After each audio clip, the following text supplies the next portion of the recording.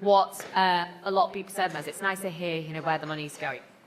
What's actually happening within the trust. And that's what we hope to do today, and is to share that with you as well. I'll ever say thank you for the Station Gordon, but obviously for actually seeing that and allowing us the opportunity to do that as well. So, as I said, why are we here? So I think I talked to you all about, I use the term partnership quite a lot. And I very much see the importance of having a partnership with you all as being a lot more important than being this transactional relationship. It's not about, can you sponsor the golf day? Can you help us with this? Can you, raise some money for something else? It's how do we work together on this bigger mission? And that's what this is all about, because we recognize that we can't do this alone, to fulfill this mission. We need support. We need your guys' resources. There's a lot that we can do together. You go further when you're together.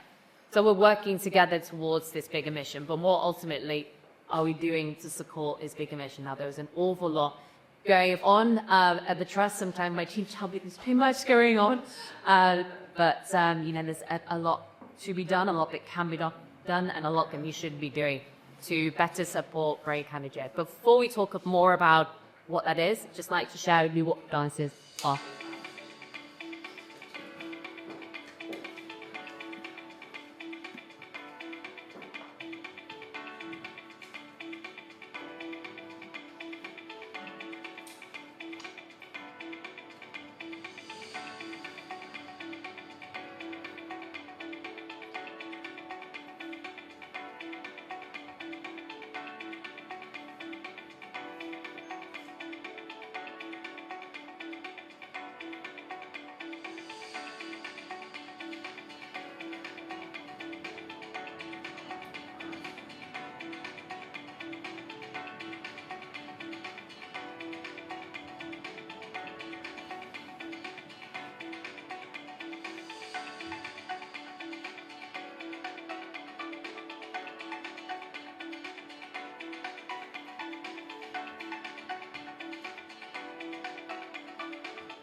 I think that's just kind of a bit of flavor, kind of everything that's gone on in the last year. Obviously, since the beginning of 2023, the charity has changed considerably. What went from being a sort of a family-run charity where whatever money came in, you passed on, it very much has evolved hugely. And, we're very clear that we have two main pillars, let's say. So there was a third one as well. So obviously better treating brain hemorrhages, preventing them. And obviously the community, the brain hemorrhage community, is so important as they not only support us, but as we support that as well. So our mission as a charity is to change the landscape of brain hemorrhages. But it is so important to recognize that that community and support are it's very different having a brain hemorrhage to any other brain injury, and we recognize that when we talk to people as to how can we support that goal as well. So we had to just talk about these three areas. So treat. So since the inception of our partnership with Manchester University, and this is a fact from Stuart, so I hope it's correct, Stuart. But since the inception of our partnership with the University of Manchester back in 2012, we generated £467,000 for the university and research. But what that has meant is that through that money, they've been able to create projects, research projects, and through those projects, they've been able to leverage a further £6 to £7 million worth of funding, which has meant that they developed the research, obviously, but they've also developed the Jefferson Brain Research Centre at the University of Manchester, which is a centre of excellence in neuroscience. And what that means is it creates foundation for long-term growth for brain research at the university. It's not just funding one research project and networking that develops. It's actually creating those foundations, which is really, really important if we're thinking long-term about how we change the landscape for haemorrhages. And in terms of the treatment side of things, there are two main projects that us as a charity are actually supporting over the next 3 years. One is with Olivia, who is focusing on AI and how that helps to improve prognosis after brain hemorrhage, and she'll share more about that today. And also Adrian, and roll out the ABC bundle, which some of you might have heard me talking about, but that's a really great example of how if we focus on developing this research, actually the treatments are coming out of it. And actually Adrian's treatment, the ABC bundle, is being rolled out across UK or NHS England this year, and proving to reduce mortality at 1 month by 30%. So it's a big leap forward. There's obviously still a lot to do, but we're really excited that we're seeing results. I think quite often when you speak to people, research can seem like a bit of black hole, and actually the fact that we're seeing close-end results is really, really important. So I'll allow those who to expand on those projects today as well. But I think one thing that really sits in my mind, and I think about quite a bit, is how do we grow that research even further? And Stuart Harris spoke about this quite a lot, is how do you think about future stability and future growth of this research, rather than just thinking about isolated projects as they occur. And I think one thing with that we might think about later down the line is how do we create a funnel for researchers coming out of their PhD potentially and into a fellowship. Now, one of the biggest problems that I know that the team have at the University of Manchester is retaining really great talent. And actually, we need those people to be involved in order to move this research forward. We need the brightest minds. So how do we ensure that track is there, that funding is there too? Because if it's not stable enough in terms of the being clear that there is funding available, it's much more stable for people, but more just kids to go and work for the NHS. So we need to make sure that that structure is there. So that's something we're really thinking about as we move forward as a charity. If we then think about prevention, so this is a huge part of the work that we do at NKMT. If we can prevent brain hemorrhages, a full day happen, why would we not? High blood pressure, obviously the leading cause. I speak about this an awful lot. I have people talking to me all the time. Oh, I need to check my blood pressure, and they think I'm the blood pressure police, and I suppose I am. And that we really need to be thinking about this, particularly as a third of the population has high blood pressure, and 50% of those people are undiagnosed. We need to ramp up the education, the awareness, the opportunity for people to be checking their blood pressure. And there's a lot of ideas that we do have as charity about how we do that. It's just about how do we do it sustainably with the small resource that we can have in a charity. So we've been doing that through our Lunch and Learns. Many of you, I've probably come to a lot of your workplaces and spoken to you. And actually, then a case of Vicky today, whose story is actually really, really powerful about how actually the Lunch and Learn led her on to diagnose a particular condition, and we'll say more about that. But I think it really does allow people the opportunity to, and teams the opportunity to just think and actually understand the importance of blood pressure. Very simple session, but if you really well received, really pleased with the way that it has been received. We also go and do awareness days, and I'm really grateful to Evaluation as well, who've supported a new role within our team. So Michael over there is our Awareness Day manager. And he essentially will run, I think you were on one yesterday, he'll go out to different locations, like if you manage to take a day train station, Market Street, universities, and he'll have a stand and we'll check us by blood pressure. We'll speak to them one-to-one.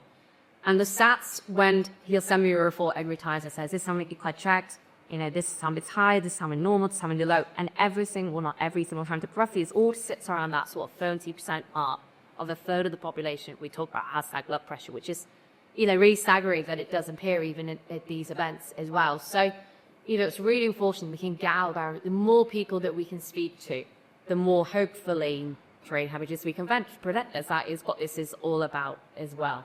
So we're looking to expand them more and more over the coming year as well, but also to think about how do we make that process better for people too, and how do we make sure that they're not just seeing us and they get tested with high blood pressure, they go brain, I'll be fine. How do we make sure that after it, they're getting the right care as well? So we were always thinking about how we refine that too. Our podcast. So some of you have been on the podcast, and I think what's really great about the podcast is it allows us to reach out to our community that I spoke about before. It allows us to share the work of the researchers. It allows us to expand our prevention campaign that a little bit more. And it's enabling us to speak to people who are different leading. It's enabling us to speak to people in different countries that we might not be, able to reach out through a lecture learner or the NSA. It really expands our reach quite considerably. And actually, can share stories such as, a widow's story. Nothing that's really helpful. We've had a lot of reception on that particular episode because that's really real. If you've lost a loved one, particularly a partner, a husband, to a brain hemorrhage, hearing a story similar to yours, that's really, really helpful for a lot of people. So we're incredibly grateful to Hugh James for sponsoring that podcast as well. And they're going to be talking about why they chose to sponsor that today and why they chose to support NKMT in general. But also to Colony as well. And I think Colony is basically offered us this day's podcast studio, which can actually be incredibly expensive. But they've just given us that. But that's enabled us to create that platform, which is incredible. One thing that we're working on at the moment is a program to go out into schools. So for the PSHE curriculum, and we're developing this program to basically sit in the curriculum to talk about blood pressure, to talk about the importance of healthy lifestyle. And we're really grateful to Walmsley's for actually sponsoring that program in itself. We're working at the moment with PSHE Association to make sure that it's, it fits the rest of the curriculum, it fits what they need from it, and what the CAFAC goals are. We have to sign off from PSHE. Not only is it kind of seen as under, say, market merit, I suppose, and that people are like, well, if you sign up by PSHE, we're happy with it. But also it sits on their directory. A lot of teachers do want that directory to access certain resources. So a home liaison, we can reach out to more schools and start talking to children. I think one of the biggest difficulties is obviously we need to recognize that they are children and, we need to not scare them. But we're talking about a lot of alpha lifestyle as well, because the biggest issue with children, particularly now when we're talking about hypertension, when we're talking about blood pressure, is that twice as many children have hypoglycemia now and they go to turn of the colony as well to link to the rise of child obesity as well. So we need to be talking to children about this if we're going to shift this pattern, the future generations as well. So again, that's something that we're trialing in February with hope of rolling it out in May next year, which is actually hypertension month in itself. So moving forward, how do we get more people checking and understanding their blood pressure and checking it more as well? And that's always something that we're thinking about. What are the different touch points where we can reach out? Obviously, cases like schools, workplaces are great. That, can we think more about how do we get into, Germans, etc. What are those different touch points that we can be thinking about? I always think about it in the big Swiss cheese effect. That, if they fall through a hole in one layer, that hopefully we can catch them on another as well. And it's how do we repeat that message over and over again until it lands, until it shifts behavior to people to make sure that they really understand the risk of high blood pressure and then make sure that they are checking it as well. So I touched on it before. It's not a huge part of the work that we do, I'll be honest, Tanzania's supported community, but we do try where we can to make sure that that community feels heard, feels supported. We don't have all the resources. We have more resources going into community groups and support areas now it would take you away from our full mission, which as I thought is about changing the landscape of brain hemorrhages. But we do have our service education, our mental break calls, all of our partners on that who do help us with that. Whether that's support your wills, support your mental negligence, whether that's grief, we have counsellors on there as well. So I'm really grateful for you guys to be supported. It does make a huge, huge difference, meaning that we can offer that sort of pathway to people if they do need it. Thank you to all of you. There's a lot of ways that people do support us, as I said, whether it's a podcast, whether it's named as a charity of the year, whether it's sponsoring the services page, a golf day, and we're really, really grateful. It does make a world of a difference to the work that we're doing, and meaning that we can, hopefully you can see how we're moving forward and we're actually really create a huge amount of impact with the prevention and treatment break. There's still a lot to do, but I do believe firmly that we're on the right path, and hopefully this time next year, we'll look at that video again and those numbers will be even higher. So I'm immensely grateful for your partnership on this and the way that you have supported and engaged in our message as well, because I think it's one thing, as I said before, very transactional, the relationship where it's, okay, fine, here you go, but actually to be able to engage with our blood pressure message, to share that, to speak to your employees about that, does make a world of difference with that. Also, just thinking about the development, so obviously we've had a new team, so our team has been evolving this year, so we've got Michael, we've got Tyrion, and where's the? Oh, there.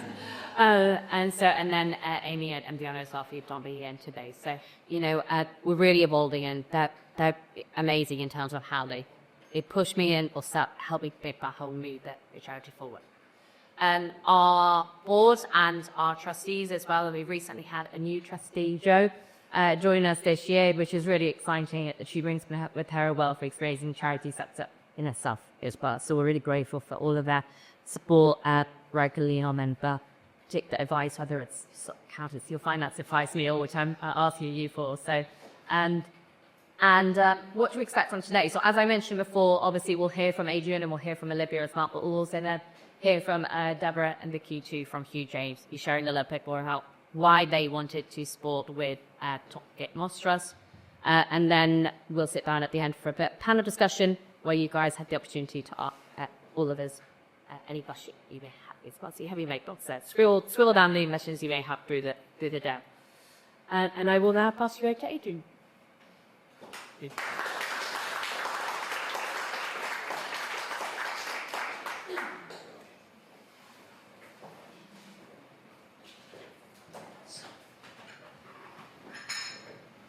Thank you. So for those of you that I don't know, my name's Adrian. I'm a urologist, and I work clinically at Salford Hospital at stroke patients. I'm also a professor of vascular urology at university. So I'm just going to hopefully very quickly take you through some background around the hydrocerebral hemorrhage, just to set the scene and tell you a little bit about frontal progenitor doing. So first of all, stroke's got two main causes. So on the left is what we're concerned about today, which is stroke caused by hemorrhage. And on the right is what we call ischemia, which is where usually a blood clot blocks an artery. You use the blood supply as part of the grain. So what these two share is that there's a sudden event in grey which starts after they win the kick, and they often not cassetting when they first return. And with hemorrhage, there's about 10,000 cases a year. Now, what we know is that when someone first has a stroke, you can't tell the difference between the two. It's come on, talk about that a little bit more in a minute. But there's no kind of currently the clear, simple way to tell the difference between the two. So when someone arrives in hospital with a suspected stroke, you have to go to a CT scan to find hemorrhage, and that's how you diagnose this. And when we do that, we find that about 1 in 10 strokes is caused by hemorrhage, and 9 in 10 are due to this ischemia, which I'll spoil before. So if we focus on strokes caused by hemorrhage, one of the things about hemorrhage is it has much worse outcomes than a stroke. So if we think about these brains representing 10 people with use-cell hemorrhage, the current situation is that 3 out of 10 don't survive their ultimate admissions out. And if we look at the remainder, 5 will have moderate or severe disability upon their discharge fate. So that means there's only 2 who were recovering any better than that. Some kept hope. So it's a really big hope. And these outcomes are much worse than ischemic stroke. And the irony is that there's a lot more we can do for ischemic stroke and a lot less for it. So enriched. It's an area where you'll be to develop nutrients and say kicks forward. So much of what we do now is really about trying to stop that bleeding, getting any worse. And there's various things we can do at various points to try and do that. So I'll just try to explain what happens up So usually there'll be a small blood vessel deep within the brain that will start to bleed. That will gradually get a bit bigger, depending on where it is on brain. People will develop to urologic septic, which would obviously quite alarming usually, and they'll call 999 help. An ambulance arrives and takes them into hospital. And although we don't know an awful lot about it, it's very likely that there's more bleeding going on as people are being transported to this hospital. They arrive in hospital, as said before, we don't know it's a hemorrhage, so we order them a CT scanner, and we see the size of the hemorrhage when they first get in. For some people, there's no further bleeding on that's the end of it. But for a proportion, bleeding on top there, they get bigger. And we know there's about 1 in 3 people, bleeding will be enough to make you worse once they arrive at hospitals. It's quite common for more bleeding to occur after arriving at hospital. Now, what this graph shows you is that one of the biggest risk factors for it is time. So that the sooner you are after the onset bleed, the more likely you are if the bleeds get bigger. So you can see on the bottom x-axis there is the time from the symptoms starting to getting your first CT scan, which kind of tells us how early your disease process apart. And on y-axis is the probability of further bleeding. You can see the earlier we are in the disease process, there's this rapid uptake of risk. So if you're in that kind of first few hours, the risk of you having more bleeding is really quite high. So that then tells us that times treatment is really critical. So Fiona mentioned our ABC care bundle, and our aim here really was to try and do the things that we know can help reduce this bleeding as quickly as possible, utilise hospital. And this ABC Air Bundle was put together as a super vehicle to do that. And what we did was we introduced it. We tracked all our data around the different things that we could do, which is reverse blood thinners. You know how quickly we can do that. Bring blood pressure down very quickly. So we measured all sorts of parameters around that, the up to that. And finally, we can refer people to neurosurgery to see if they need operation as well. So we constantly monitored our processes around that and did lots of things to try and improve it.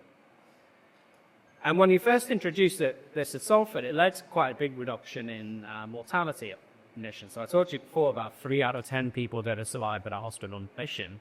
And after we did this, we found that dropped to about 2. So we were cutting deaths by about a third by trying to stop this bleeding. So since then, we first did this in 2015-16. 2017-18, we scaled it up across Greater Manchester. So there's 2 other stroke units in Stockholm and Merry. So we worked with them to introduce it there. That taught us a lot about how you take something like this, put it into another hospital and make it happen. And then we learned even more about why I've hit this Oski up, where we scale up across the wall inward to 20 off-stroke DBITs. And then we've taken all of the learning from that, and we've been working with NHS England to design a national scale of a program. So this will involve 107 stroke units.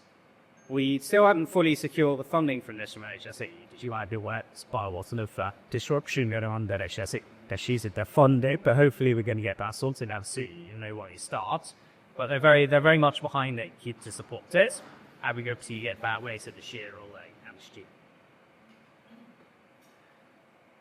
So we've also done some research on the market of this project, where we looked to see, well, why was it that this care bundle led to such a reduction of deaths? What was going on? And what we found quite interestingly, it wasn't so much to do with the things we were targeting, which was speeding up blood pressure lowering and reversing blood thinners, but it also seemed to lead to a shift in the way clinicians were thinking about this condition, how pessimistic or otherwise they were about it. So the graph on the left shows you what was happening with do not resuscitate orders. So we measured this while we were doing the project, but we didn't do anything directly to try to change it. We found that on average, about 35% of patients were getting a do not resuscitate order when they first came in. And when we did the project, that fell by about 10% without us trying to change it. And we also found that more people were going to the critical care unit. So you think this is really a reflection of people being more optimistic about the outlook for these patients, whereas previously they might have been quite pessimistic and put to withdrawal care perhaps unnecessarily. If you withdraw care from it can become a bit of a self-fulfilling prophecy. You also have overly pessimistic prognosis at tree. So there's a lot of acute care decisions that are based on what clinicians think from those of prognosis. So they take the information they have, they make an assessment of how likely someone's going to recover from this, to survive this, and they'll make decisions about treatments. So should this patient be referred to neurosurgery to remove blood from the brain?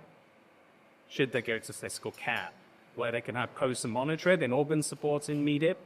Or they might say, this patient's got very little chance of surviving, very little chance of without them, and kind of thing might be to stop life-sustaining treatment so that will to die, except that they reach the end of their life. And these are really difficult decisions, and they're very much based on your assessment of prognosis at the time. So one of the things that we're working on, what you're going to hear about from Olivia, is a better way of doing prognostication. That's more accurate, less biased, so shall we? So the other piece of work that I wanted to tell you about is that we're working on seeing whether we can get treatment into ambulance that can get really early disease stores. Now, if you remember this graph I showed you before, people are in the ambulance during this really high-risk period. If we could get in there and treat them at that time, they might go to much easier freeze. We do control bleeding by reversing blood thinners, by taking other agents to make blood sticky and stop bleeding, and we could treat blood pressure. We might also then be able to put other people directly to neurosurgical centers if they need neurosurgery. So we've been looking into whether there's a way we could predict who's got a haemorrhage with the ambulance. So we started by looking at simple clinical features, so things that are readily available to paramedics in the ambulance. And we found that things in red predict hemorrhage, but if your blood pressure is very high, if you get worse in the ambulance, and interestingly, if you had arm weakness, and also if you were lame. And things in blue predicted you not had an hemorrhage. So if you had those, it was less likely you had a hemorrhage. And those are all things that tend to predict the other type of stroke ischemia. So when we put all of those together, we got some measurements of performance. I think the key thing to say is that with a sensitivity just around 50%, that means that we'd miss marker-free for cerebral hemorrhage patients. It's not really here enough fast, so detecting enough. And the other thing is that 1 in 10 people who using these features predicted a hemorrhage, we'd be wrong at 1 in 10 trials. So we'd be giving treatments to somebody with the other type of stroke, which might cause harm. So these simple features help, but they're not enough on the road. So we've been interested in a blood marker, which is called GFAP. So this is released from the brain into the blood very early after a hemorrhage, and you can detect it in the blood. And it takes longer to go up after a ischemic stroke. So in the very early stages, it goes high, the hemorrhage, and it's actually up a few hours later in the type of stroke. And we're working with a company who developed a really simple lateral flow test to measure this. It takes 10 to 15 minutes, similar with 100 weeks from Happy Copy Day. We've got to do these at home. So very simple to do. So the company we're working with have got some preliminary data from another study showing we have about 10 patients with hemorrhage in it. But when we looked at combining our chemical features with this test, these performance statistics improved. So we were picking up 60% for hemorrhages now, and it's getting much more specific. So we were picking up 98% positive tests in clinical features were correct. So only 1 in 50 now would be a false positive. But this was only very preliminary data.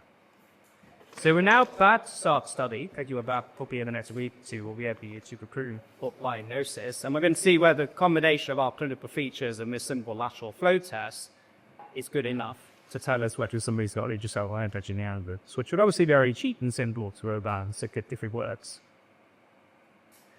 So the way we're going to do this is we're going to recruit 257 suspected stroke patients, because that would be enough statistical power to answer our questions.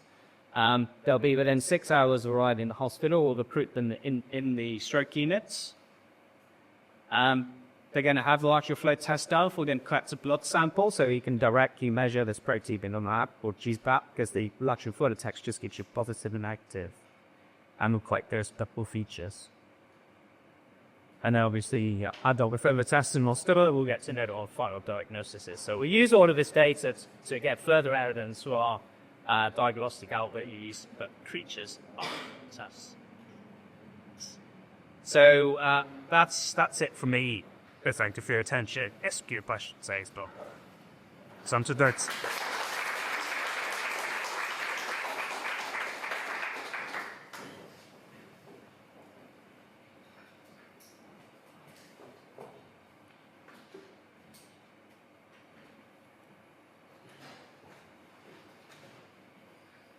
Okay, hi everyone, I'm Olivia. I am a research associate at University of Manchester funded by the Natalie Trust. I also talk to you a little bit about my work on proving prognostication models after ICH.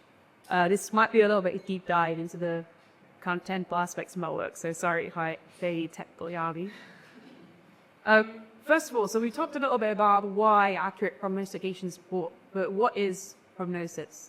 So this is a forecast of how we expect patients with disease to develop. So basically kind of a prediction of outcome.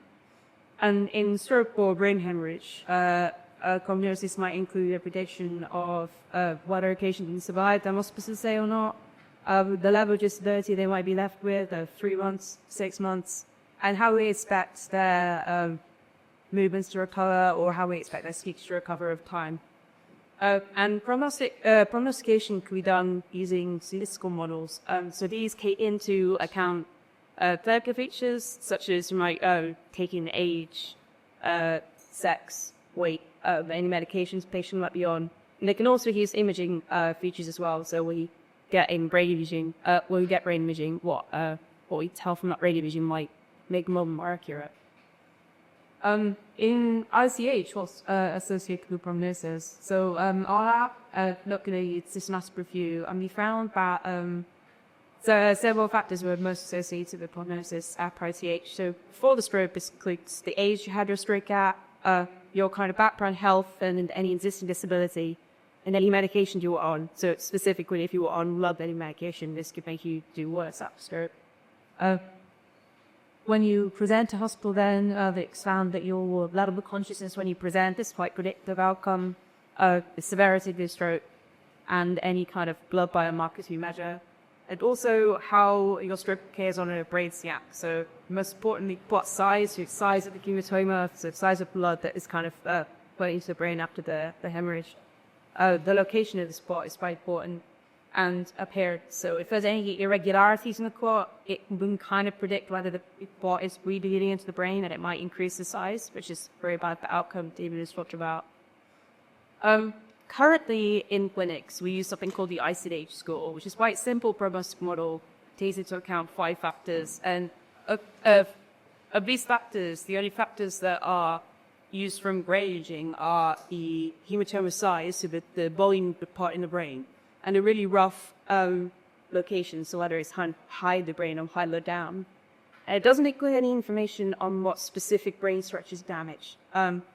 So our kind of idea behind this project was, can we improve these prognostic models by being more specific about what parts of the brain are damaged and how much risk there is to different brain structures? So we were the most interested in a structure called the cortex bounce tract. And this is the main highway that motor impulses travel in the brain. So the most impulses are created in the motor cortex, and they travel down this kind of highway of fibers down through the brain, down into the spinal cord, and then to the lips, so the arms and legs, and this is mostly kind of arm function. And we know that patients who have stroke and their spinal tract is being damaged by the stroke do a lot worse after the stroke and recover worse as well, because these wide amounts of fibers of the cortex spinal tract are just really hard to regrow. So we know that this is a marker of whether a patient will recover their motor function well or not. How do we assess the cortex spinal tract? So used by imaging, and on the left here is a CT scan, which is the most common imaging modality used in ICH. And it's using these is really easy to see the hemorrhage, which is that bright spot up there. But it's quite hard to see any white casters, so it's really hard to see the cortex spinal tract. I pointed it out, but I can't see it. It's these two kind of like crescent shadows on the scan. Different imaging we can do is fusion MRI, which is on the right here. We basically track really accurately what is the spinal tract by looking at how water diffuses along fibers. I can make the super accurate map, which is totally red, which tracks it kind of fiber by fiber. So this is a lot better in CT scans. However, ICH patients often only receive a diagnostic CT scan. Most patients don't get diffusion MRI. So the kind of thinking behind this project was, can we find a way of recreating this kind of map as really accurate map would we get MRI from CT scans alone? And the way we approach this is using machine learning. And I'm sure you've all heard machine learning. I thought I'd just give a brief overview of the kind of machine learning that we use. So machine learning is basically training something called the neural network to forecast. And the neural network is a network of interconnected neurons. There's an example of a neuron shown in the left there, and it's basically a mathematical object that takes in inputs and produces an output. And in a neural network, we have layers of these neurons which are always connected. Each neuron is connected with every neuron in the subsequent layer. And these connections are all changeable parameters, so you can adjust the values of these connections. And what we can do is we can train a network to predict labels on C data based on paired label-free data. And what this means is, so these images at the top here, we have an image of a man and dog, a ground truth, which someone has painstakingly drawn, the outline of the dog and the man, and then a rendition. So this is the model's best prediction in this ground truth. So by showing one on the image and the ground truth over and over again, we train it to its prediction. And this is done by computers can call loss, which is a mathematical difference between the prediction and the ground truth. At the start of the training process, this is really high because the mod hasn't done anything yet, so it's quite bad. Take difference to the ground truth from the predictions. We then make a small random change in these weights so that the connections between all the neurons, we can change that. We make a random change, and if the difference to the ground truth, the predictions goes down, network is done slightly better. So by taking these small steps towards decreasing the difference between the parameters and predictions, we will hopefully find nil of the loss, so difference, and you say that our models are trained. This is just a brief overview of the machine learning technique we use.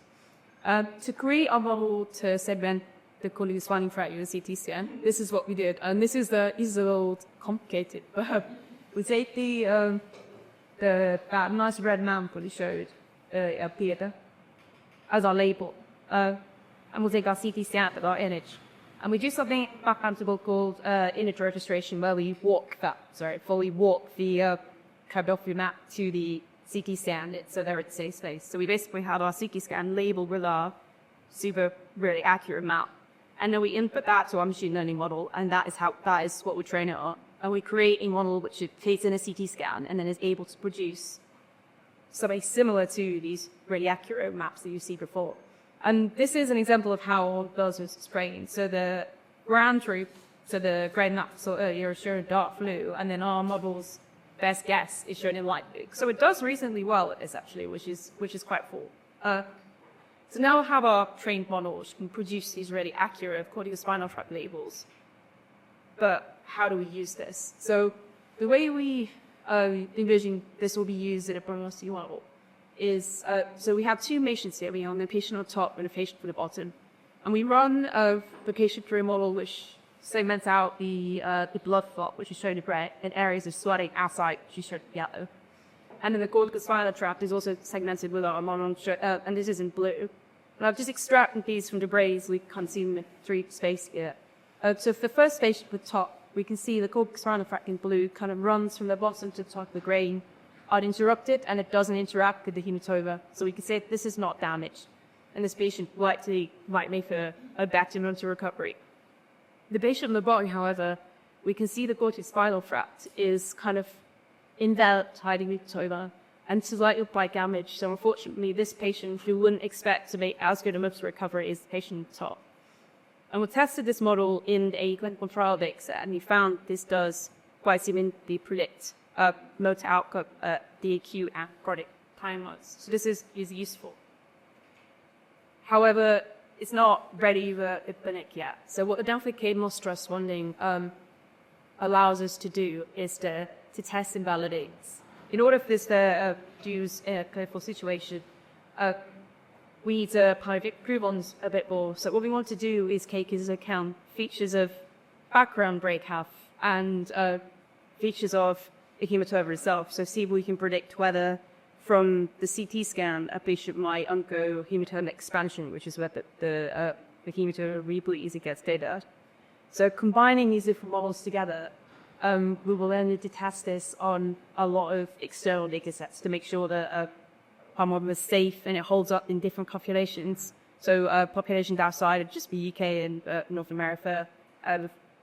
So that's kind of the next fact to work with banana fit moss trust funding will allow us to do.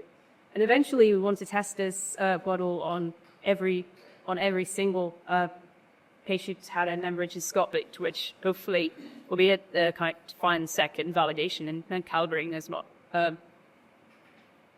yeah, so that I think that's it for me on a brief description of our work so far. Thank you.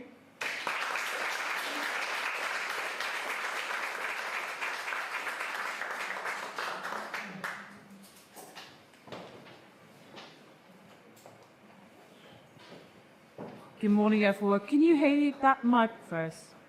Ja, det er en video. Mig spiller det. Oh, it must be.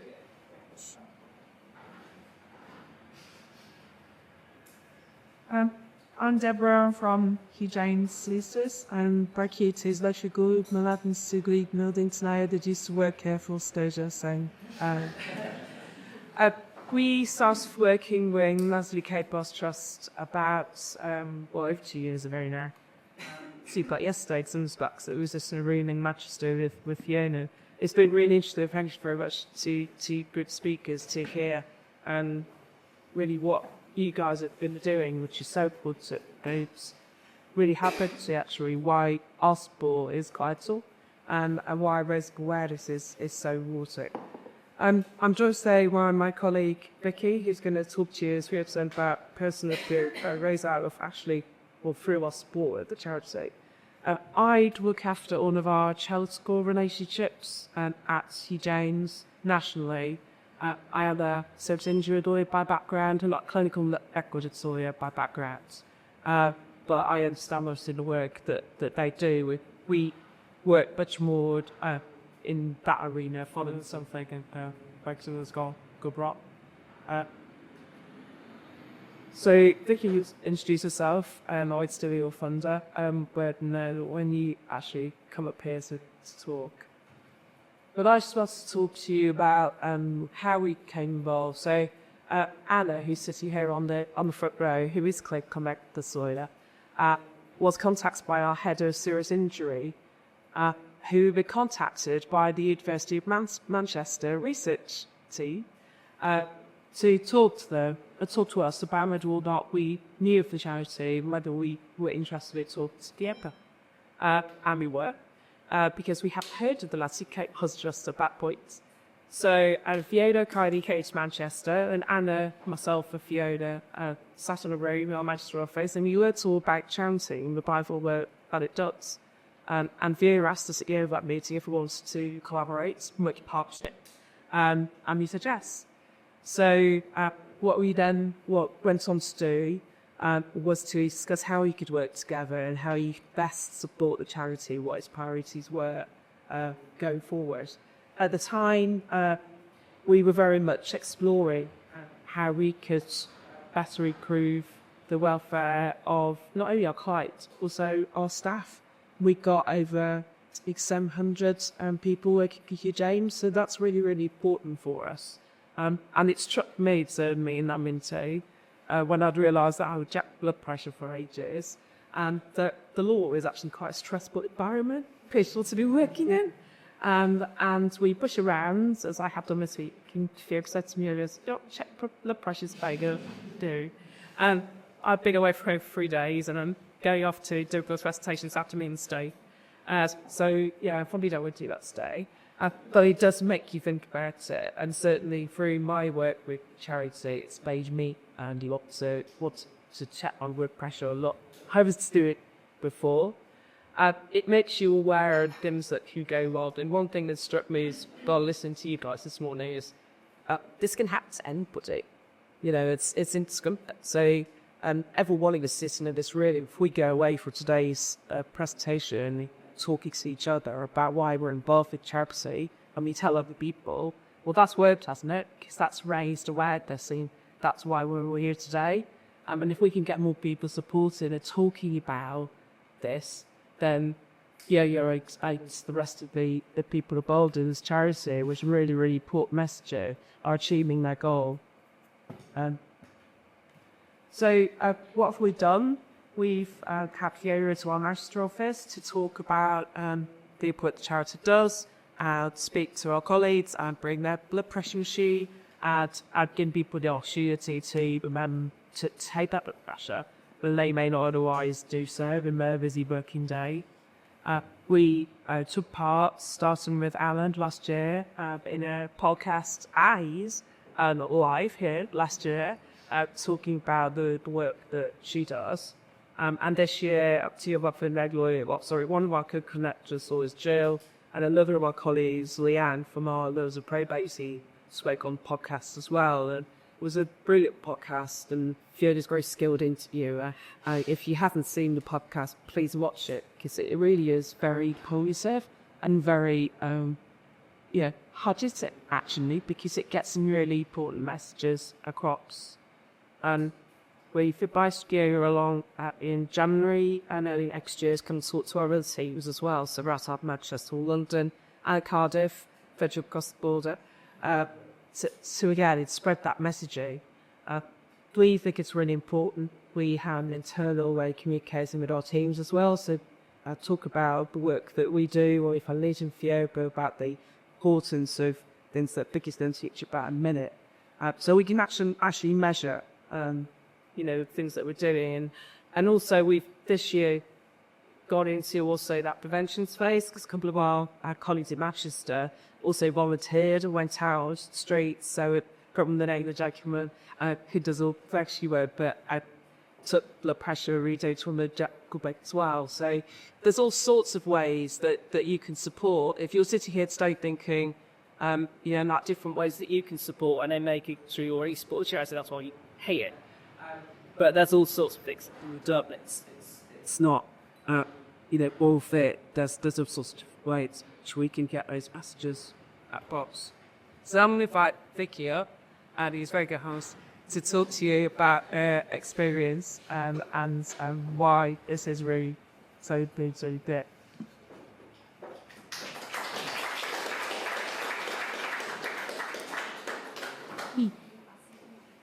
Hi everyone, thank you very much for your today. So I'm Vicky Griffin from Parry-Jones. I'm Artist Director in our Manchester office. And as Deb mentioned, we were involved with NKT for, I know about it for the last 12 months for Health.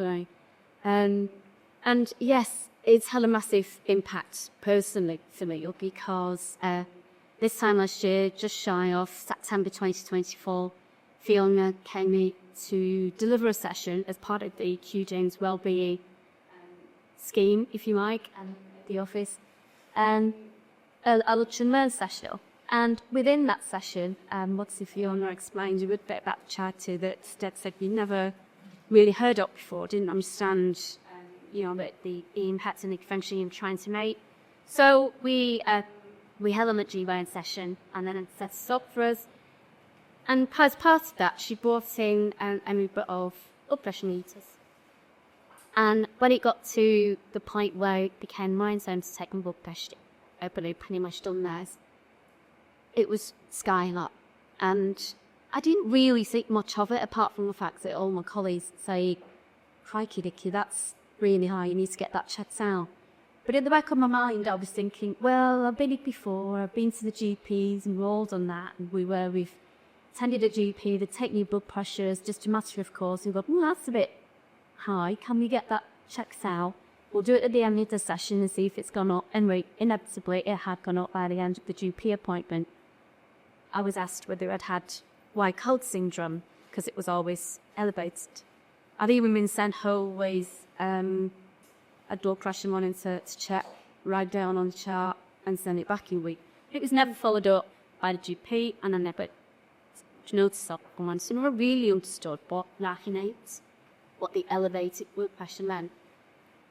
So after this session, this is on the 25th of September 2024, it was in the back of my mind that actually this wasn't a white coat syndrome situation. I was in work. Yes, it's a stressful situation being in work, but I was surrounded by colleagues. So I thought, well, yeah, he's a little bit worrying. He was 145 over 110 symptom and that. So yeah, it's hard.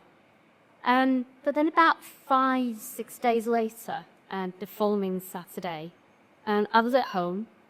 I had made dinner for me and my young adult son, he's 19 at the time, 20 at the time. We sat down, read a sweet, and all of them, something what I call a strange happening occurred. And was at the time happened suddenly, and I couldn't speak. My speech was slurred. I could tell in my head what I wanted to say, just wouldn't come out. I couldn't raise up my arm. I couldn't. I'd be could raise my eyelids and my face just felt heavy. And my son was obviously witnessing this and really scared. And he said afterwards that he was wondering whether to bring my mum or an ambulance.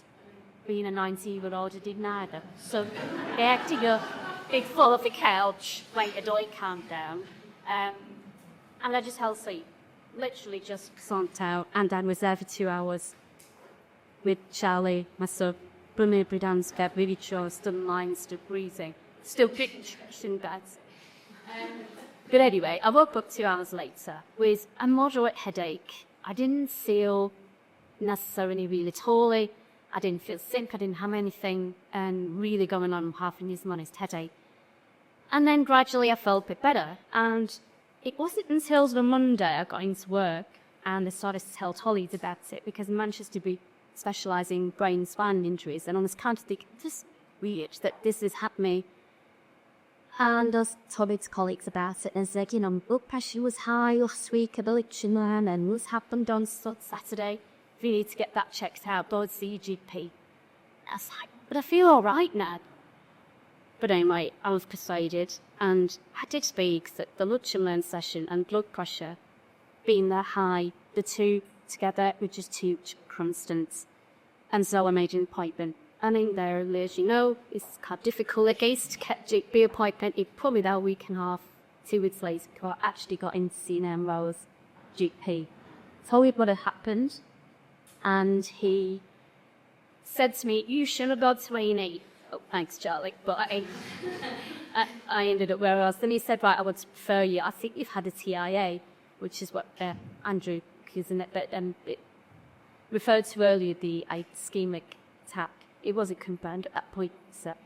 And so I was referred to the stroke clinic. I'm lucky enough to have prior health insurance, and so I was able to get an appointment pretty quickly to my hospital, which meant that the tests started quite soon after. I was referred to a stroke specialist to start with, and then a cardiologist and a urologist. And lots and lots of tests. You did an ECG monitor for a week, blood pressure monitor for 24 hours, which kept going off every half an hour, even though I was trying to sleep. It woke me up throughout the night, so that was not a very restful sleep. And then I had to go in for what's called a bulk contrast, or TOE, transesophageal echocardiogram, big muscle. Wrong. And another about test brain scan, Barsley. It turned out that after lots of other tests, that I had what's called a KFO, a pacing foramen ovale, and that is a hole in your heart. And it's a 6 millimeter hole, which I would be born with as congenital. It's not something that just developed. And what four of us have it, apparently, have one of their own sizes. You're in time, some of them are quite big. I'm not going to go into how they're formed or how they're creative to us, and they are congenital, which we're born with them. So I've gone 52 years not thinking, of anything, even though I had no clue until this point. And so after lots of discussions, MDTs with the cardiologist and the neurologist, thankfully the brain scan showed no the damage to the brain. I also would argue otherwise. But I think they decided, upon this initiative made, that they'd close this hole in the heart to prevent any further TIAs. And it was confirmed that it was at TMA at the time. So on the 6th of August this year, I had titanium clue duct fitted to my heart. And throughout that time, so since last year, I've been monitoring and managing my blood pressure through using weight, yoga, not actually on any blood pressure tablets, which I'm keen to stay off, so I'm managing it in other ways. But I've since learned that the high blood pressure, yes, it leads to things like the haemorrhages and the TIAs, as Giz mentioned. And so with a PFO, it increases that risk, apparently, by about 8% having a TIA. And the worry for me was that 1 in 4 of us have them, and you wouldn't know until something happened. So managing the blood pressure and monitoring that will inevitably reduce a risk of TIAs as well as the brain hemorrhages. So we've got a lot to thank NKMT, because that much and learn with the whole was quite a short session. It was really impactful. It helped me put the two things together and realise that the blood pressure, high blood pressure, is not just something you have. It's something you need to monitor. It's something that can lead to other things, dangerous things. And so, for Geoffrey for coming in and and helping us sort of understand a little bit more and into the charity what they're doing is amazing. So that's my story, Aki.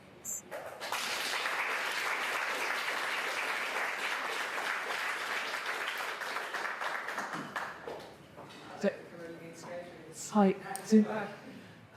Why does it matter? If we can help one person discover something like Vicky has, then that's why we're all here, isn't it? We want to make sure that no one else within our organisation, but certainly, there's many other people outside the organisation, have had a bad experience, that if they have got a problem, that they find out about it quickly. And we want to do that by being responsible. And I think there's lots of businesses out there, and actually they're untapped going in, and then we'll be more receptive. And so we can push those messages out there to help keep that. That's one thing that I would like to do going forward. It's all our collective responsibility, isn't it, to narrow down about us, to share these messages. So here's our call to action. Do all the things that we've been doing, because they're easy to do. Having Fiona into the office to read bulletins, and we could promote that work. And be broadcasting a charity, finding out more about what they do, whatnot, is key. Só se liga tá, vai lá para assistir. Perfeito.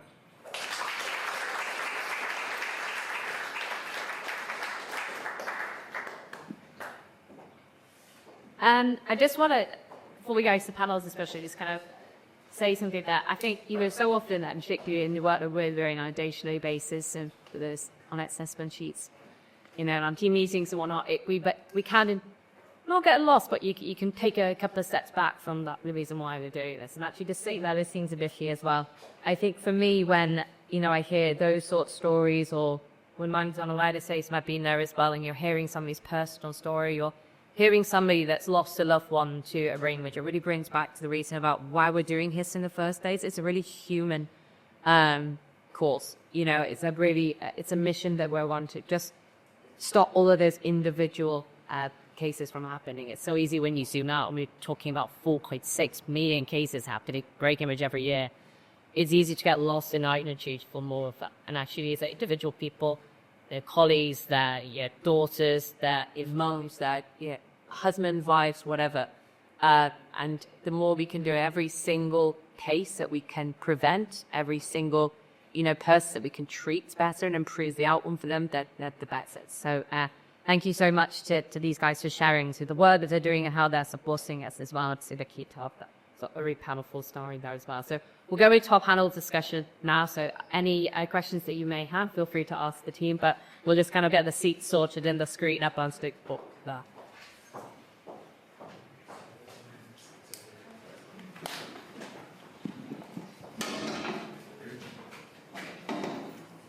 Feel as energized and inspired from all those things talks this morning.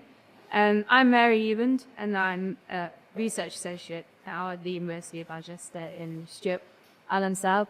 And I'm lucky I had to work alongside the likes of Adrian and Olivia. This now I guess best we'll start by thanking our speakers so much. It's so great to hear personal stories of how religion and we impacted more than just one aspect. This part of the session now is your chance of the audience to dig a bit deeper and open it up. You use essay, and go in the question, and has quite a casual chat about selection you can based on her talks. So we've got 30 minutes to this session.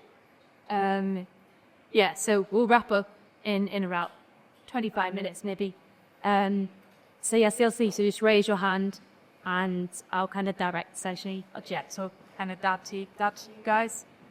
So anyone has got any questions? Ask questions. I think it's small for AD display, but the only hope that's known said. If somebody finds themselves in situations where they start with a had stroke, do you recommend they go to a specific stroke unit or just the nearest day? We want some example. So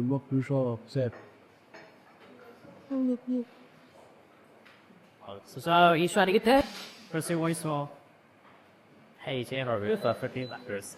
Yeah, that's a really good question, actually. So, probably the best thing to do is call 999. Now, the reason about it is that there's a great much that pre-clear stroke pathway. So the paramedics will make assessments and they use something called fast test, which you're very familiar with. So if you're on-site face droops, you can't put your arms up, something helps you speech. That picks up about 80% stroke. So they also use that clinical judgment for other things that happen. Might well be a stroke, they're often able to stroke section as well. And I think the reason for calling on an ID going through that pathway is that it keeps changing. So we keep, as treatment develops, we can treat people further on after onset of stroke. So, what is that? Bear in mind. And also, the sensors are Stockport and Fairfield close overnight, so they close over, like Sunday. So, there's lots of complexities of pathways. So I think some calls 999, the ambulance would say is the right place. I think that's so that's probably the best thing to do. So remember fast tests. Obviously, other things cause stroke, so there's some alternative systems that cause you conservative that do also call bad, and that's probably the way to deal with it. I just crunched that. Very cool. Obviously, if it's that we had an identical who was meant to be, but I don't believe she's on it on our podcast, who is a paramedic in the next bit works actually with Adrian. He said there's kind of 4 stages. They look at so there's this rated time they call spring. So the quicker you get care, the better. And they've done some analysis on from the onset of symptoms to somebody getting care from their hospital, and they break it down into 4 stages. The onset symptoms of phoning the ambulance, time it takes from the ambulance to get there, time I'll see, then the time from the ambulance to get from the scene to the hospital. And the biggest amount of time with those 4 stages is actually from onset to somebody call the ambulance, and that's something on average about 87 minutes. It's a really long time. And 87 minutes. So it's really important to get that care as quickly as possible. I think people can to and fro quite a lot about, maybe I'm just got a headache, maybe I'll go into sleep, not sure what those symptoms are. And that's probably partly a problem. People don't know what those symptoms are, they don't know what they should do. But to Adrian's point, there's the right care pathways, and the paramedics will know that, the hospital, they will know that. And I think one challenge can be that if you go to the Royal Hospital and they say, oh no, actually we need to refer you to a stroke unit, that then is more time to then take to go from one hospital to the other. So it's quick to wait for the ambulance or get the ambulance out as quickly as possible in order to get the right command in the hospital as quickly as possible. Vicky, what hesitation? Is there really sorry there? I understand tonight you will know what to do. You just be through the lunch and run the week before. When you came to 2 hours later, whacking up all the nights. Because I felt okay when I woke up.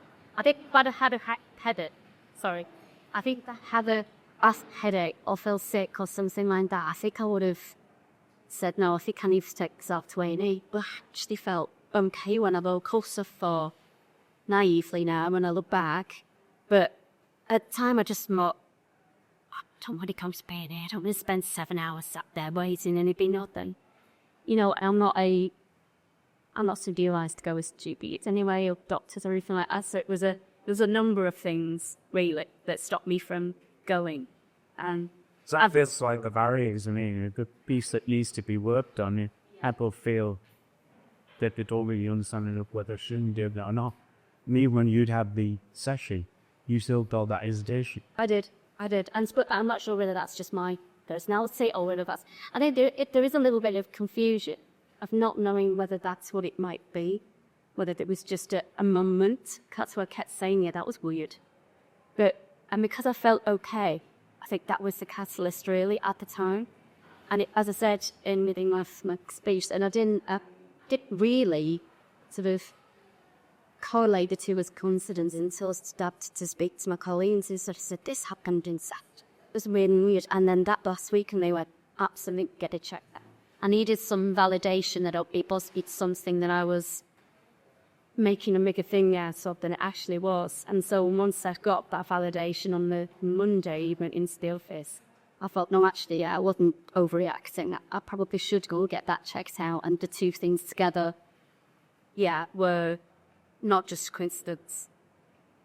So I get point, I think, but I think there's a lack of awareness, lack of understanding. How would be just come spend 7 hours sat in A&E, that be on a Saturday night. That was the big thing. That's the leader. Yeah, but I think that's a key thing, isn't it? That if you get better, or, let's see what happens. But I expect the one thing to mention is that we now have rapid access TIA clinics in most places. So if you see your GP, I appreciate sort of on time to see your GP, if you go to AD or see your GP, they can refer you in to see you the next day. And that then allows, us to get on the right medication, do all the right investigations, all the medical setup. So that is, that's the usual pathway for somebody who's probably covered.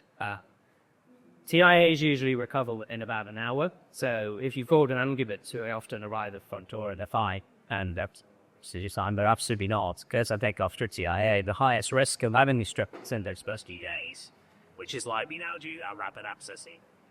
I think the other reason people tonight call your ambulance is because no one was with you and you were confused. And someone else speaks there. She imagined he was then, and a lot of people needles fall for help because of the stroke and stuff. So someone then disposed of that was nature and now pushed this. As they said, but like Chris described, as though it's at the other spectrum where it's much severe and people are on their own. They get discovered in a small way, or people are not. That's unfortunately a possibility. Yeah. And just to add to that is there's lots of factors involved in that. There's lots of different communities, there's lots of different cultures. People view medical services in different ways. They might only trust their family GP. They might not speak English. There's lots of different factors that can come into that, which might delay somebody actually, calling an ambulance as well. So it's not as black and white as that. It's very much looking at what all these different factors, and that's why this analysis that they've done is SNAP or something, SNAP, is really, really important because it can break down those individual factors and really look at it. The timeline taking to get the ambulance on the scene is 18 minutes. It's a massively different. So if we can drag awareness of those symptoms, because I think that's a huge part of it, that very adorable this is. So I don't want to overreact. I think you're much better overreacting, and then it kind of scaled by more. And I guess moving on to when you reach an hospital, guess you told us by how the ADC care bundle in a has such a massive impact in thinking about changing people's attitudes to it. But what are the more practical challenges with implementing something like the ADC care bundle into the NHS? The fun thing she spoke about. But I guess, I told you it's one in 10 strokes that are forced by haemorrhage. And we just did talking about how, we obviously encourage people to come forward. If a big thing like hemorrhage stroke, and actually about half of what we see in AE is something else that looks like a stroke. So if we look across the board, it's only about 20 people at the front door. So you don't actually see it all after in sort of general word stream. So what we found was that when we started doing the project, the systems in place for treating ischemic stroke were much slicker. So we do them more often and much quicker. Everybody's all with them. And if I use the example of reversing blood thinners, when we first started out, that was crux in the striking up, which is that I showed you before that the earlier you are in the disease, the higher the risk you got of further reading that in this. Every secondary carries like patients they need. And they come in, we find those haemorrhage, we know with oral guns that they only wanted the antidotes to treat it, and this is how it was it for. So then what I have to have done at that time is find out who the on-call neonatologist was, get in the ring. Sometimes the switch had the wrong person, it's a blood straight down, and then they'd say, yes, you can go ahead and need to reverse the treatment. Then we'd have to go contact blood bank technician who would then get it, and it was 3 floors up in the hospital, about 10-minute walk away, and someone would have to fill in a load of paperwork, go pick it up, bring it back, and you might be able to get it. And also, back then when most people were on warfarin, you had some blood test results, and that took about an hour and back. then we just did three things, which was we removed the need to call the ontology, because they always said yes.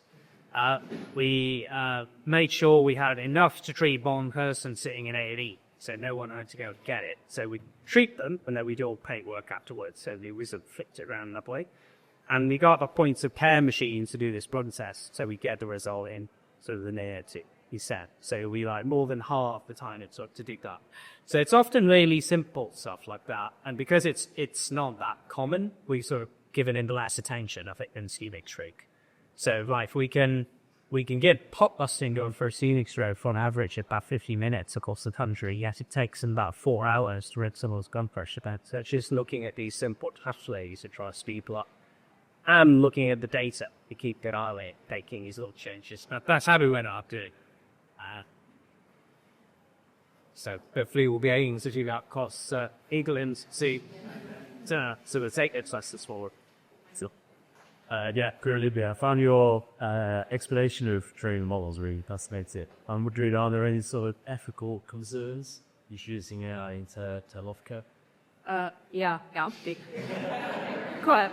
I think one thing which is important that you need to really clarify about this work is that this kind of machine learning design kind of making tool isn't supposed to aid dissect and spore recognition. It's supposed to be a support tool to give you more information. So the idea behind this was we really can't see what's going on CT scan. Either the KIPS or the CT scan earlier when I was trying to point out these structures, it's really hard to see. So this is just to give the clinician more information, so to add to that the things they get before they make a decision.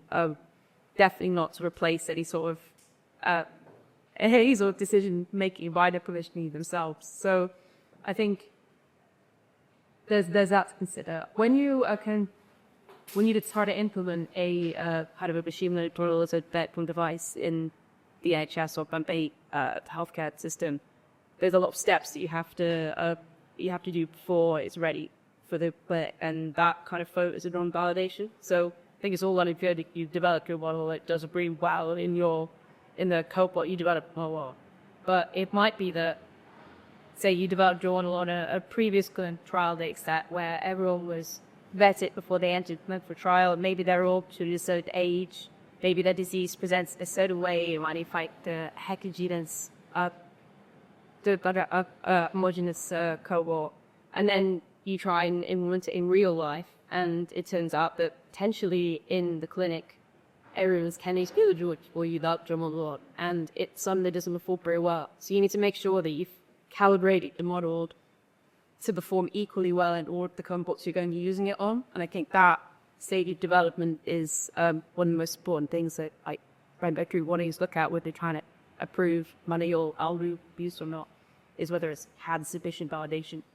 So yeah, there's a lot of decisions behind the scenes before you could put something like this. It's a playful play, but yeah. So I'm just really interested in this kind of army. So here. The difference situation. So we mentioned scheme of first Haemorrhage. So I guess this work you run the unfilled by a bishop command. As Glacier, you'll have to say it's in the dirty clock issue. This may be the case, but I guess to differentiate eating CT scan. So is there a period of time we talk about the weight? Is there a period of time on kind of a bit of a Achilles heel where you need that CT scan as a first? Ultimately, there's a delay before we can administer the medications, sedatives.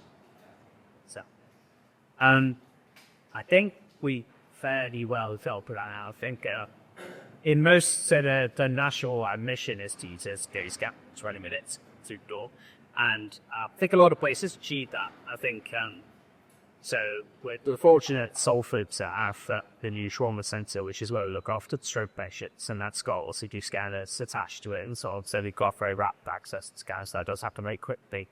But if I go back to when I started my career, so we didn't know which site of stroke it was, the dates when we waited the scans, and everything 20 minutes. So I think that's that part of the sort of process of treating people is pretty well dealt with.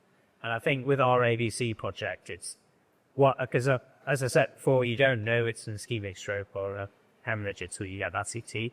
So usually it's going to be an ischemic stroke, so anyone's going to get it up ready to treat the ischemic stroke and find it's a hemorrhage, and what I've witnessed previously, I had to prove a lot, is that the kind of wind drops out and everyone sails because there's not the thing to offer, and he can be big through the ABC camp, but where it's kind of address that and make sure that we do these things quickly. And the national rollout will really be about equipping teams in all these hospitals around the country, this college and skills, and the day starts about eat it. So As just a mobile It's more to although well bigger Deborah. well, and I suppose there's quite a few different papers out there. If you Carbonate is a good site. Yeah, you can search the names on that. But the CB subgibble next day does what you get.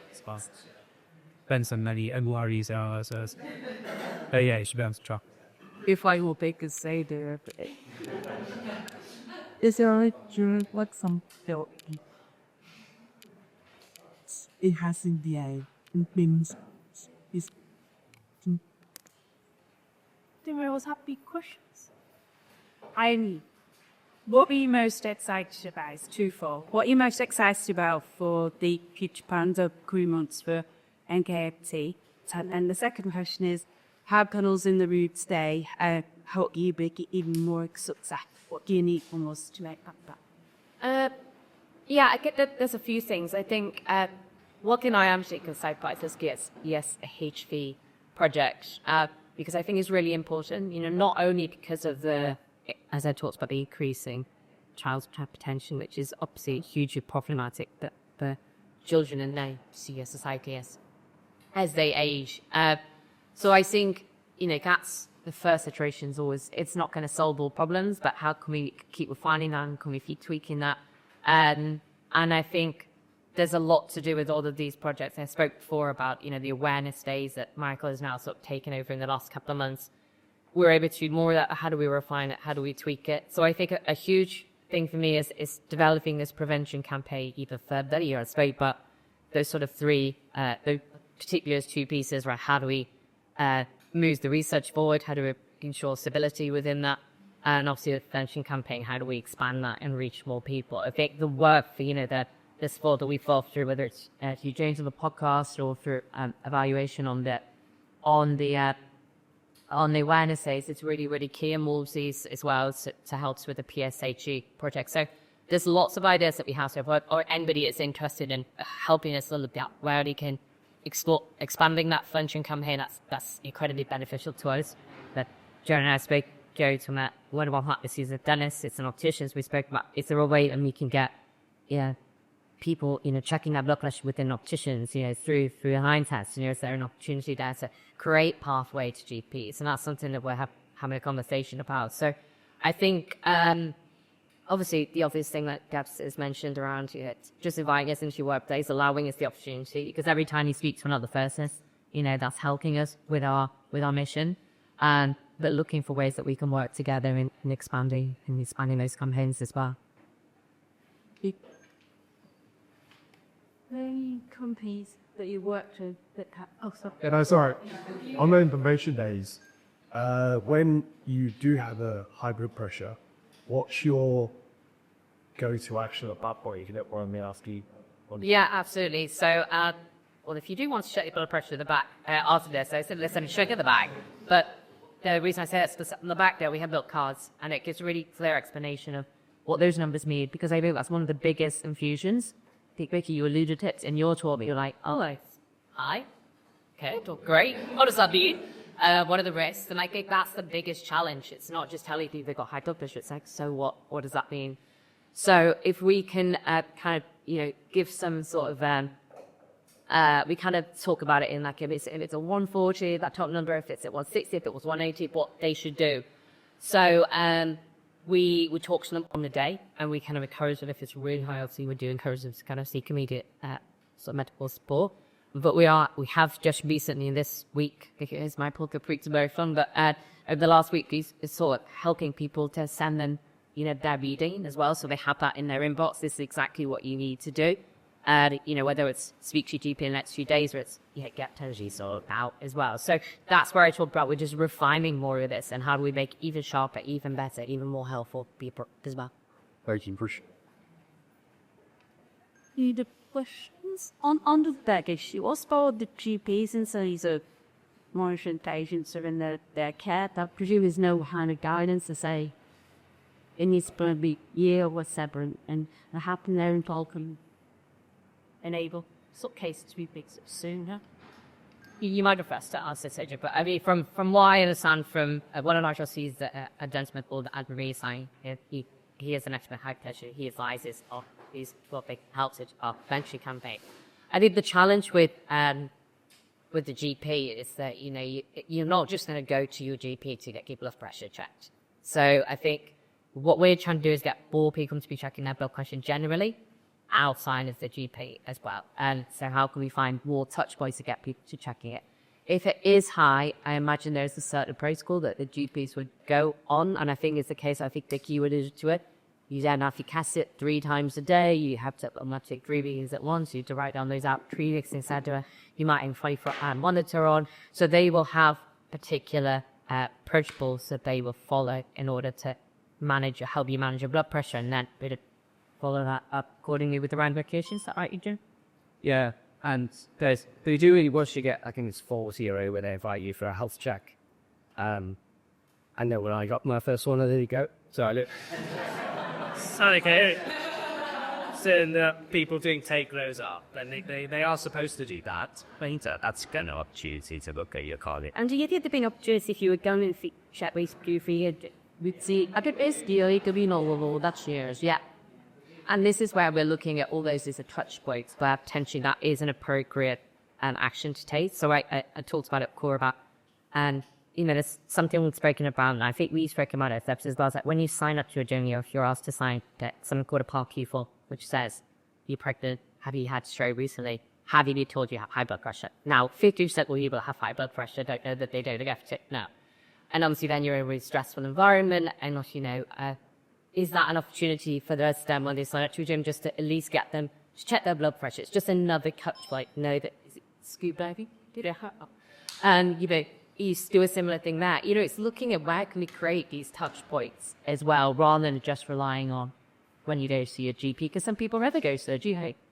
So, yeah. Budget B surgery actually has a blood pressure monitor in receptions that you can check yourself. Yeah. And I think these are all great, and in actual fact, there are opportunities for you to check your blood pressure a lot. Is your whole postpone now you see it everywhere. Free blood pressure check kit. But if we don't have that education in the first place, the longer it's doing. Christy? Yeah, so couple finance friends more. What would remember show a specific game like what do I do? Cure floor, what do I do? Is there anything you can do in that situation, or is it just call the ambulance and wait? Can you obviously, if someone's having a cardiac arrest, and give them CPR, there's no information about what you do in that situation? Yeah, that's a good question. I think what she called 999, you book a bit of advice from the call operator as to what you could do in the meantime. But I guess if you could get you a BLS strain, that you might be able to provide that to somebody. I think it's there are certain types of stroke that make people fall unconscious. That's actually quite uncommon with stroke, and often the symptoms are all mild, which is why people do they call. But I would hope that the call operator would offer a fire seat. Suggesting you could do. Got time for one quick question, yeah. And it sort of just leads on from what you were saying a minute ago. If I were to get my blood pressure taken next day, how indicative is that of me as a person having high blood pressure in general versus staying heavy and nightmare more in feeling acute stress? That's great. Yeah, well, I think it's important not to go for one reading. So there's various ways you can do that. So people wear 24-hour monitors, which keep you awake all night. So that I will not. But I being a neurologist, I only see people after stroke, and often you ask them if they had high blood pressure before, as I'm saying no, whereas if I had a check, some good. That it turns out that they actually have had it all along. But sometimes we now are able to access a snippet of the GP record, and you look back and you see what that's been high over time. So I think if you do get a high reading, it's probably important to monitor it for a period of time, maybe twice a day for a week or something like that. See what you get if you have home monitor, or people do, and they're very cheap to get them, and then take those readings to the GP. And I think it often requires people to be proactive about it and do things like that. So yeah, that's probably what I'd suggest, and I'd take that. Yes, and if there are any more questions. So I've got to discuss a quick question. So obviously, talk about calling an ambulance. It's obviously important to get as soon as possible. I've had ambulance for 18 months ago. My wife was having cancer treatment. She's agony.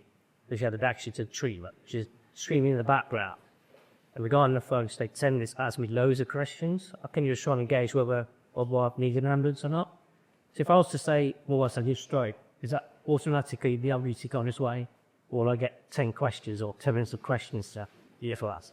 Well, yeah, so my understanding of it is that they categorize calls. So stroke is the second highest. So highest would be some cardiac arrest, etc. So obviously quickly. So they do have targets to meet around that, and I think you said, Chris, had given you the statistic as 18 minutes of it to the vibe. And that's a bit post-COVID, and in the period afterwards, there was a lot of struggling of the ambulance service, and we get cases where for you waiting much longer than that, bringing your cells up was I think it's a lot better now, and that's it.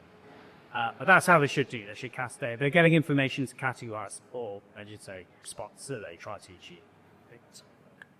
Right. We are going to have to do do chat today, says after Deborah. But yeah, thank you to our team there. And I'll be a bit secure for the final.